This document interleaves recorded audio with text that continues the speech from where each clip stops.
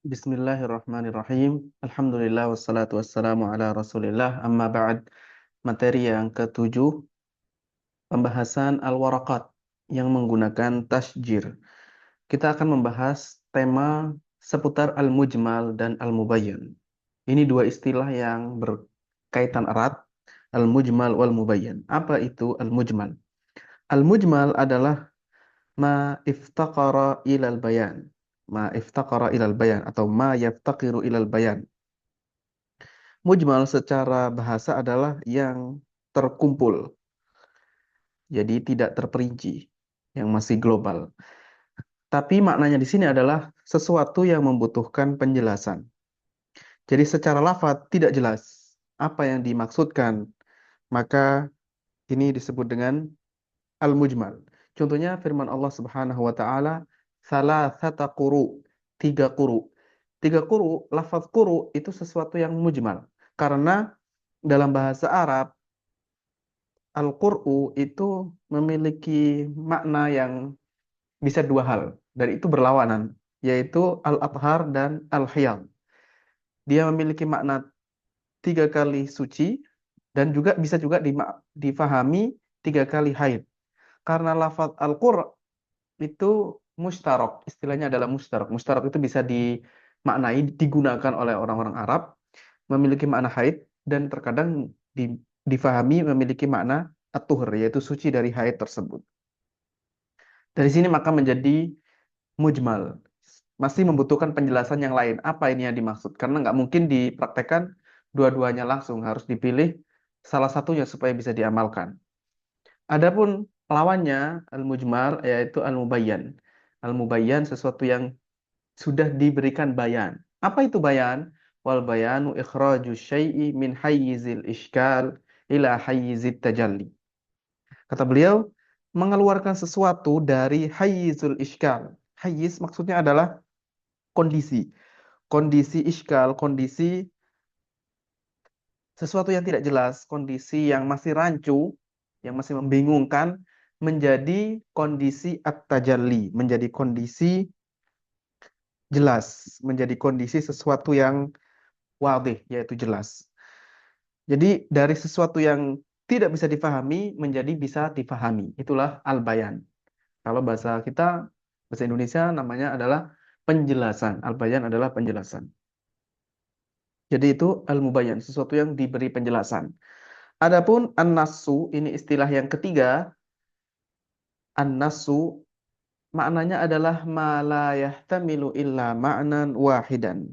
Ma la yahtamilu illa ma'nan wahidan. Ini lawan dari mujmal dan zahir.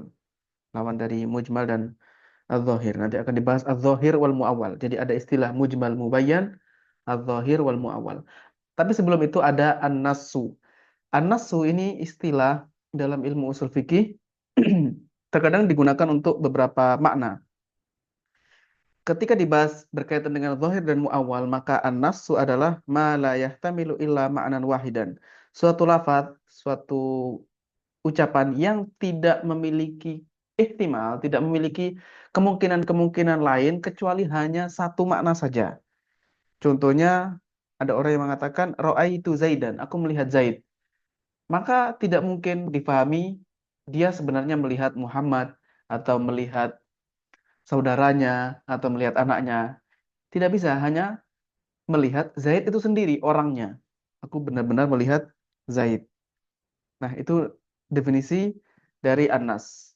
Waqila ada penafsiran atau makna yang lain.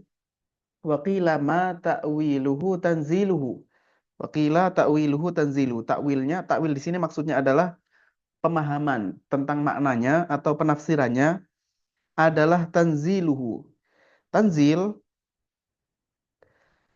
maksudnya adalah sesuatu yang bisa dipahami dengan hanya sekedar sampai, kita bisa paham, kita bisa tahu maknanya, sekedar kita sampai maklumat tersebut kepada kita, atau kita mendengarkannya.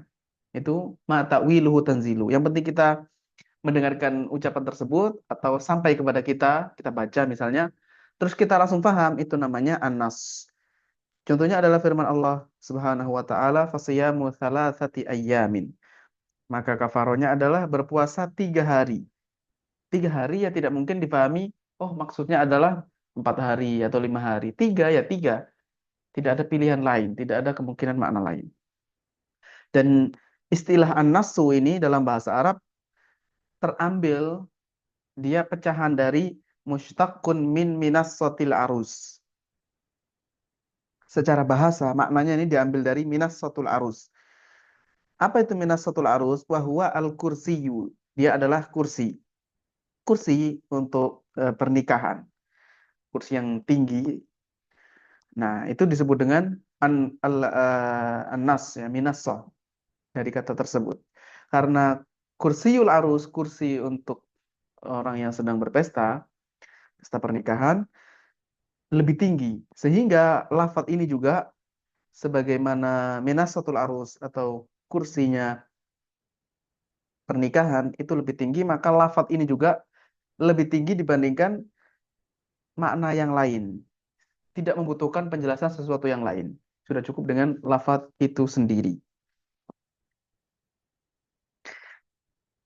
Nah, seperti itu. Jadi itu adalah an-nasu.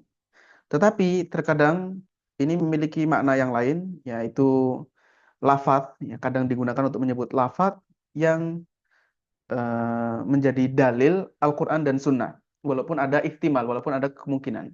Ya, terkadang digunakan seperti itu maknanya. Terkadang juga menggunakan, ya, para ulama menggunakan an-nassu ini lafadz. Yang penting lafadz saja. Walaupun ada kemungkinan makna yang lain, jadi bisa dipahami makna yang lain, tapi makna tersebut lemah. Itu terkadang seperti itu juga. Tetapi ketika disandingkan dengan az-zahir dan mu'awwal, maka demikian penjelasannya. Kemudian az-zahir wal mu'awwal. Apa itu istilah az-zahir dan al-mu'awwal? Apa maknanya? Az-zahir maknanya adalah mahtamala amraini ahaduhuma azharu minal akhar. Suatu lafaz yang memiliki ihtimal, memiliki kemungkinan untuk bisa difahami dua hal, tetapi ahaduhuma azharu minal akhar. Salah satu sisi itu lebih unggul dibandingkan sisi yang lain. Satu makna lebih unggul dibandingkan makna yang lain. Contohnya adalah misalnya ada seseorang yang mengatakan ra'aitul yauma asadan. Hari ini aku telah melihat singa, seekor singa. Maka singa ini bisa jadi benar-benar binatang yang buas, binatang yang buas singa beneran. Dan ini makna yang hakiki. Tetapi ada juga kemungkinan bisa jadi maknanya adalah dia melihat ar-rajulus syuja sebagai penggantinya. Ar-rajul asy-syuja, seorang laki-laki yang pemberani. Nah, ini ada dua kemungkinan. Tetapi kemungkinan yang pertama yaitu al-hayawanul muftaris, benar-benar binatang yang buas itu lebih unggul.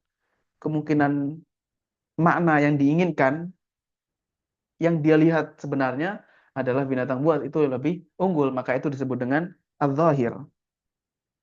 Kemudian lawannya berarti kalau ada orang yang memahami dia bukan melihat singa binatang, tetapi melihat seorang laki-laki yang pemberani.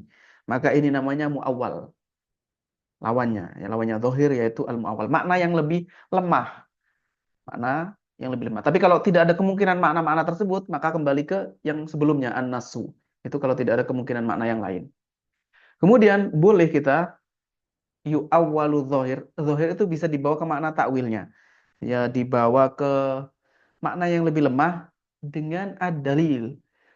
Harus ini syaratnya. Kita bisa memahami sesuatu yang zahir menjadi sesuatu yang lemah maknanya, yaitu ar-rajulu syuja tadi, kalau ada dalil, ada bukti.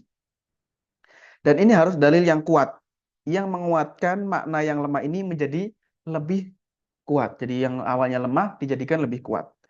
Adapun kalau makna yang lemah tadi ada dalilnya, tapi dalilnya lemah, tidak bisa mengangkat, atau ya akhirnya menjadi selevel dengan makna yang satunya, maka itu disebut dengan takwilun fasid. Disebut dengan takwilun fasid. Dan apalagi kalau tidak ada dalilnya, maka itu disebut dengan laib, permainan, sesuatu yang tidak bisa diterima sama sekali. Dan kalau sudah ditakwil ini bisa dinamai dengan al-mu'awwal, bisa dinamai dengan al-mu'awwal, bisa juga dinamai al-zahiru bid-dalil. Istilahnya al-zahiru bid-dalil. Dia zahir tapi dengan bantuan dalil. Kalau yang sebelumnya makna yang lebih dominan sejak awal, maka cukup disebut dengan al-zahir saja. Ya, demikian pembahasan ini mudah-mudahan bermanfaat. Wassalamualaikum warahmatullahi wabarakatuh. Walhamdulillahi rabbil alamin.